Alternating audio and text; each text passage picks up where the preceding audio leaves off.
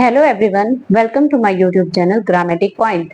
आज मैं आपको अपने चैनल पर ग्रामेटिकल एरर के बारे में बताऊंगी। तो ग्रामेटिकल एरर, जैसे कि मैंने आपको पहले भी बताया है, मैंने इससे रिलेटेड वीडियो पहले भी बनाई है।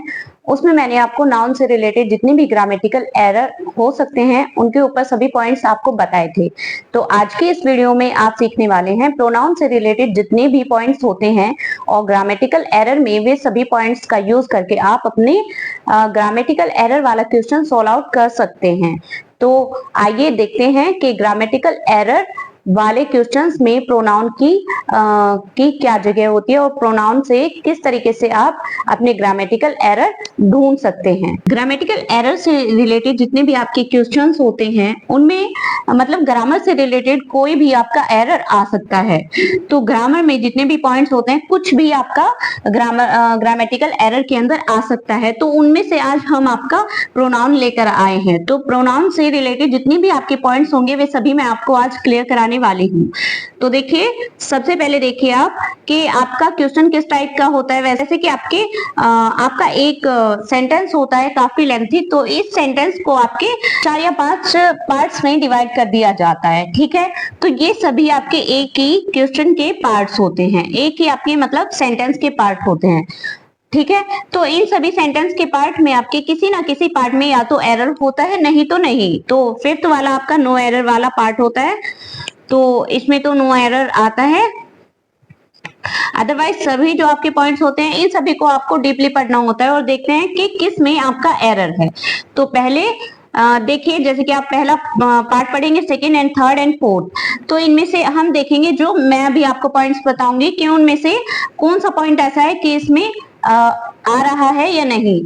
तो जिसमें भी आपका कोई एरर होता है उसको हम टिक करके आते हैं, वही आपका ग्रामेटिकल एरर वाला पार्ट होता है। तो आइए देखते हैं कि वे आपके पॉइंट्स कौन से हैं प्रोनाउन के जिनमें आपके ग्रामेटिकल एरर आ सकते हैं। जैसे कि हम सभी जानते हैं कि प्रोनाउंस हमारे 9 टाइप्स के होते हैं। तो वैसे तो आप सभी जानते होंगे, और 9 टाइप के जितने भी प्रोनाउंस होते हैं वे सभी आपको पहले से ही आते होंगे। लेकिन उन सभी प्रोनाउंस के बीच में सभी टाइप के मतलब जितने भी आपके प्रोनाउंस होते हैं सभी में कुछ ऐसी बातें होती हैं जो हम नहीं जानते।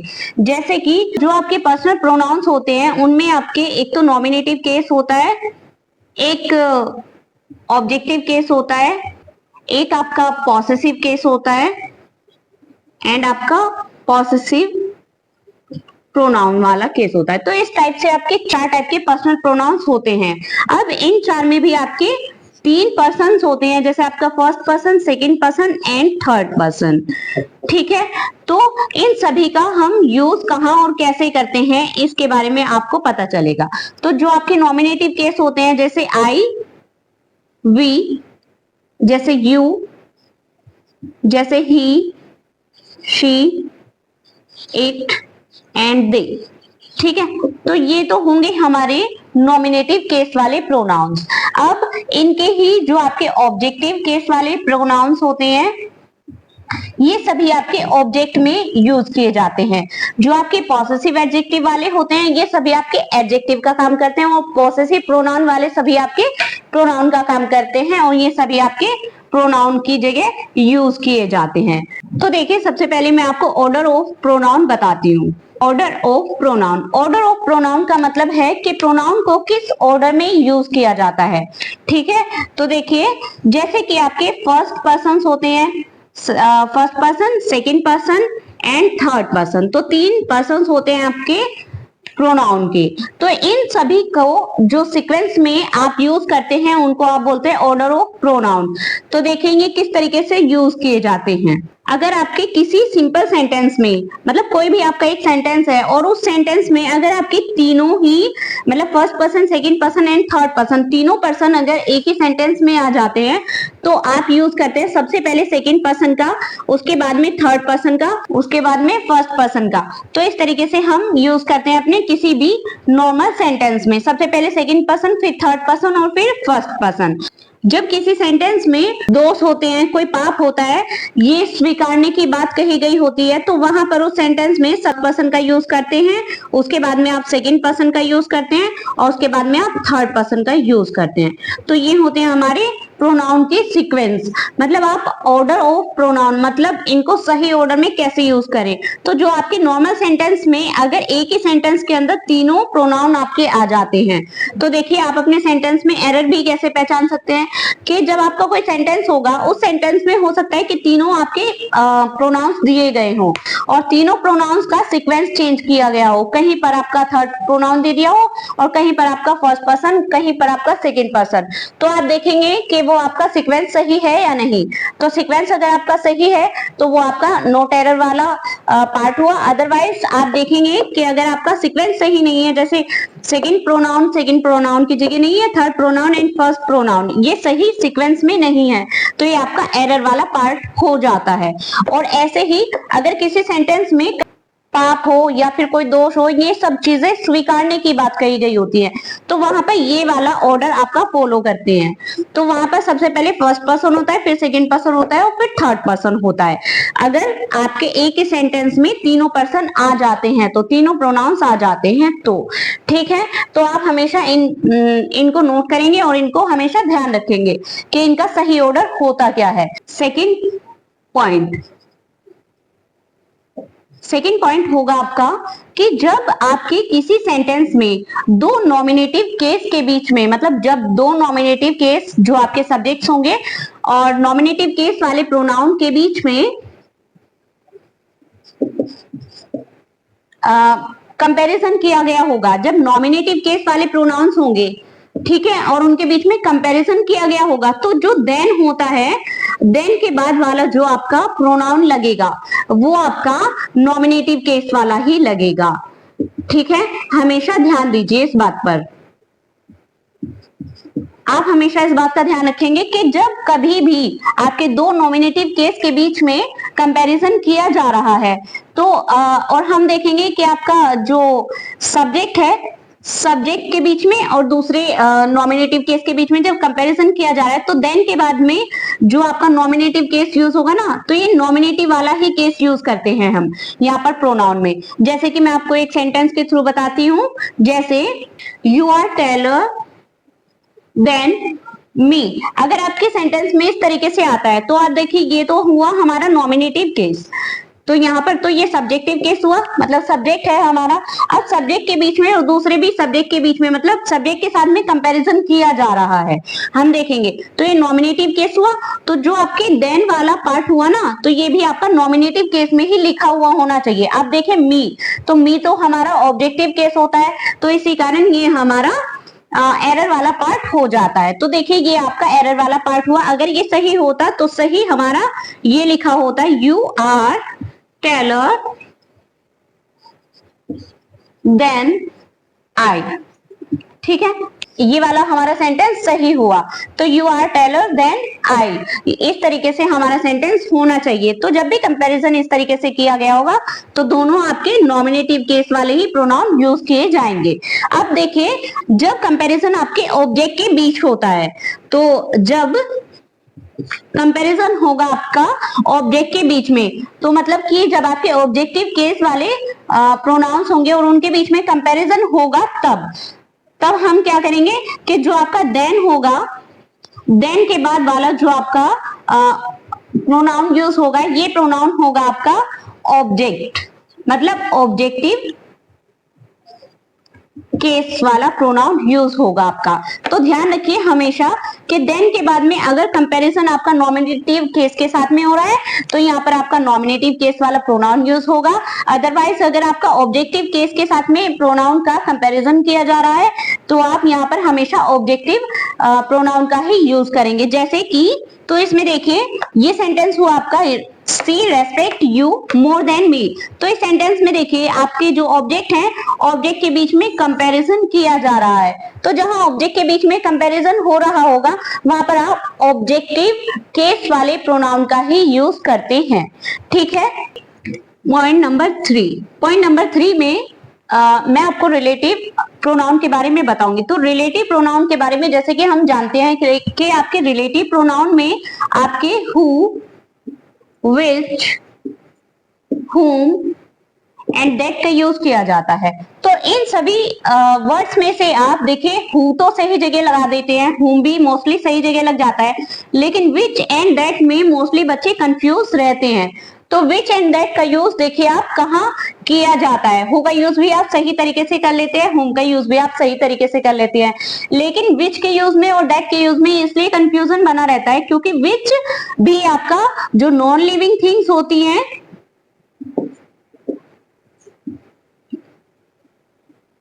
एंड दैट, ये भी जो आपकी नॉन लिविंग थिंग्स होती है उनके साथ में आपका यूज किया जाता है, लेकिन इनके साथ भी कुछ आपके फैक्ट्स ऐसे हैं जिनमें आपका दैट जो होगा सभी मतलब आपके सजीव के लिए भी यूज किया जाता है। अब देखिए वे वाले पॉइंट्स मैं आपको बताती हूँ कि वे पॉइंट्स कौन से होते हैं जहां पर आपका दैट का यूज किया जाता है और विच का यूज किया जाता है। तो यदि आपके सेंटेंस में सुपरलेटिव डिग्री एडजेक्टिव के बाद में किसी नाउन का यूज किया गया है, मतलब सुपरलेटिव डिग्री एडजेक्टिव है और उसके साथ में नाउन है, ठीक है, तो वहां पर हम जो आपके रिलेटिव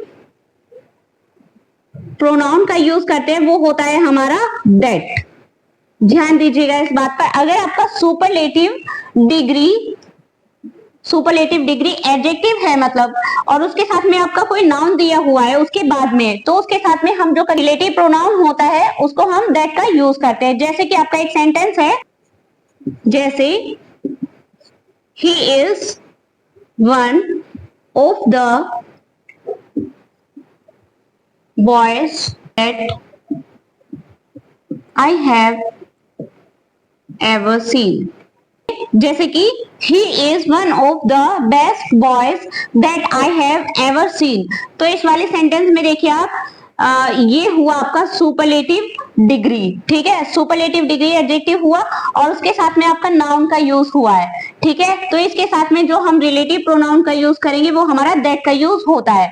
अब देखिए दैट का यूज एक और जगह होता है आपका। दैट का यूज देखिए कुछ वर्ड्स होंगे, जैसे जब आपका द सेम प्लस नाउन, जहां पर आपका जिन सेंटेंसेस में द सेम आ जाता है और द सेम के साथ में प्लस नाउन होता है, ठीक है, तो वहां पर भी हम रिलेटिव प्रोनाउन दैट का यूज करते हैं, ठीक है। तो दैट का यूज एक तो आपके सुपरलेटिव डिग्री एडजेक्टिव के साथ में जब नाउन होता है तो उसके साथ में भी आप रिलेटिव प्रोनाउन दैट का यूज करेंगे, और जहां पर द सेम होगा और उसके साथ में नाउन होगा तो वहां पर भी हम रिलेटिव प्रोनाउन दैट का यूज करते हैं, ना कि हु या व्हाट का, ठीक है। तो यहां पर हम दैट का यूज करेंगे। ओनली, एनी, फ्यू, एवरीथिंग,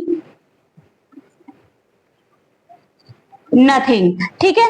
तो जब आपके सेंटेंस में only, any, few, little, everything, nothing ये वर्ड्स आ जाते हैं तो इनके बाद भी हम जो आपका अगर रिलेटिव प्रोनाउन का यूज करना होता है तो आपका रिलेटिव प्रोनाउन दैट ही लगाया जाता है। तो हमेशा ध्यान रखिए कि दैट का यूज आपका कहाँ कहाँ किया जाता है। तो दैट के यूज वाले ही आपके ज्यादातर क्वेश्चन मिल सकते हैं आपके प्रोनाउन से रिलेटेड, ठीक है। तो दैट देखिए आपका यूज कहाँ किया जाएगा, जहां पर only, any, few, little, everything and nothing होगा आपके सेंटेंस में, तो वहां पर आप दैट का यूज कर देंगे, ठीक है। तो वहां पर दैट के अलावा कोई और वर्ड का यूज नहीं किया जाएगा आपके रिलेटिव प्रोनाउन में। अगर आपका दैट के अलावा कुछ और वर्ड लगा हुआ है तो आप एकदम से पहचान सकते हैं कि ये आपका एरर वाला पार्ट है।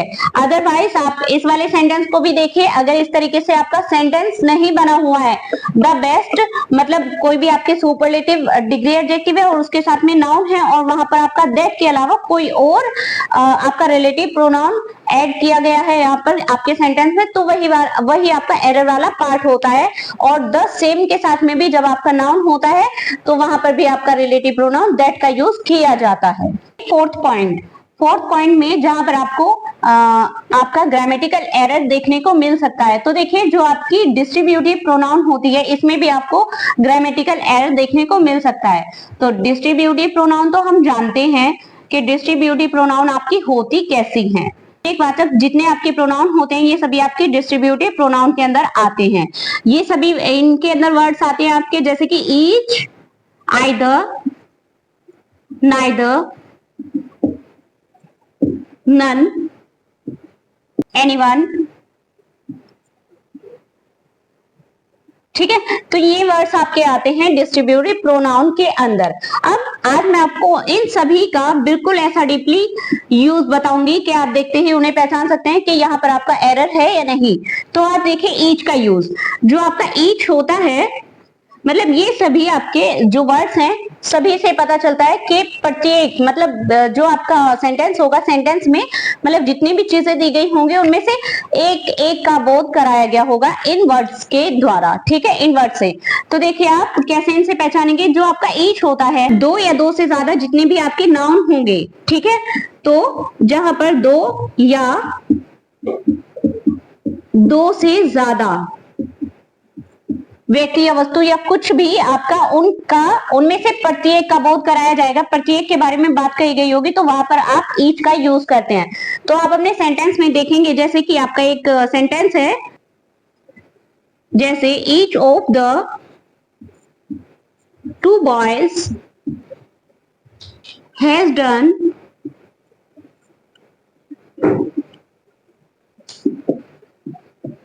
This work. जैसे कि आपका ये वाला सेंटेंस है, each of the two boys has done this work. तो देखिए इस वाले सेंटेंस में जो आपका ईच है, ईच आपका इन दो लड़कों के लिए लगा है। इन दो लड़कों में से मतलब प्रत्येक का के बारे में बताने के लिए, तो प्रत्येक के बारे में बता रहा है ईच के प्रत्येक, मतलब ये जो दो लड़के हैं इनमें से प्रत्येक, each of the two boys has done this work. ठीक है, और हम हैज का यूज भी मैंने आपको पहले भी बताया है कि यहाँ पर हम सिंगुलर वर्ब का ही यूज करते हैं जहां पर ईच का यूज किया जाता है। तो each of the two boys, इस वाले सेंटेंस में हम देख रहे हैं कि आपका जो ईच है वो दो या दो से ज्यादा जितनी भी आपकी नाउन होंगे, व्यक्ति होंगे, वस्तु होंगे या कोई भी होगा उनके लिए किया जाएगा। ठीक है, एंड सेकंड होगा आपका आइदर। आइदर का यूज किया जाता है, देखिए ईच का यूज तो था प्रत्येक के लिए, अब जो आइदर है, आइदर का मतलब है कोई दो व्यक्ति या वस्तु, मतलब कोई भी आपके दो व्यक्ति या वस्तु होंगे उनमें से किसी एक का मतलब ज्ञान कराने के लिए, किसी एक के बारे में बताने के लिए आप आइदर का यूज करते हैं। ठीक है, तो कोई भी दो होंगे, किन्हीं भी दो व्यक्ति या वस्तुओं में से एक के बारे में बताता है आपका आइदर, जैसे कि आप सेंटेंस के थ्रू समझेंगे। ठीक है, जैसे कि आपका ये सेंटेंस हुआ, either of two boys has come to me. इस सेंटेंस में आप देखेंगे कि आइदर का यूज जो है, देखिए टू बॉयज हैं, इन दो लड़कों में से किसी एक के लिए किया गया है, तो दो में से, मतलब दो से ज्यादा नहीं होंगे, दो में से ही किसी एक के लिए जहां पर चॉइस होगी तो वहां पर आइदर का यूज किया गया होगा। ठीक है, तो चॉइस के लिए आइदर, तो जहां पर दो में से कोई एक होगा वहां पर आइदर का हम यूज करेंगे। तो जहां पर either of two boys has come to me, तो इनमें से, इन दो में से कोई एक। ठीक है, तो ऐसे हम आइदर का यूज करते हैं। अब किसी सेंटेंस में अगर आइदर की जगह आपका यहाँ पर कुछ और आता है, तो आइदर ऑफ टू की जगह अगर दो में से, यहाँ दो की बजाय कुछ और भी आ जाता है, आपका ज्यादा आ जाते हैं, तो ये आपका रोंग वाला पार्ट हो जाता है।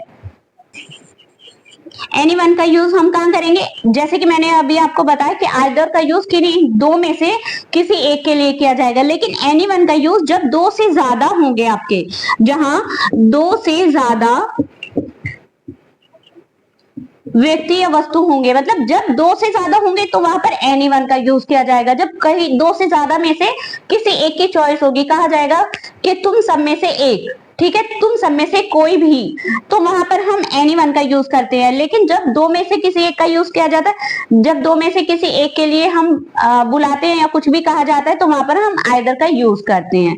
ठीक है, तो आई थिंक आपको ये बात समझ में आ गई होगी कि आइदर का यूज कहाँ होगा, एनीवन का कहाँ होगा। और का यूज आपका वहां किया जाता है जहां पर दो में से प्रत्येक को मना किया गया होता है। ठीक है, तो वहां पर हम नाइदर का यूज करते हैं। नाइदर में और नन में, नाइदर एंड नन में आपको यही कंफ्यूजन हो सकता है कि नाइदर भी नहीं के लिए यूज किया जाता है और नन भी, लेकिन आपका जो एरर वाला पार्ट होता है, हो सकता है कि उसमें नाइदर की जगह नन का यूज किया गया और नन की जगह नाइदर का। अब देखिए नाइदर का यूज कहाँ किया जाता है, तो नाइदर का यूज किया जाता है जहां पर कहीं भी किसी दो व्यक्ति या वस्तुओं में से प्रत्येक को मना किया गया हो।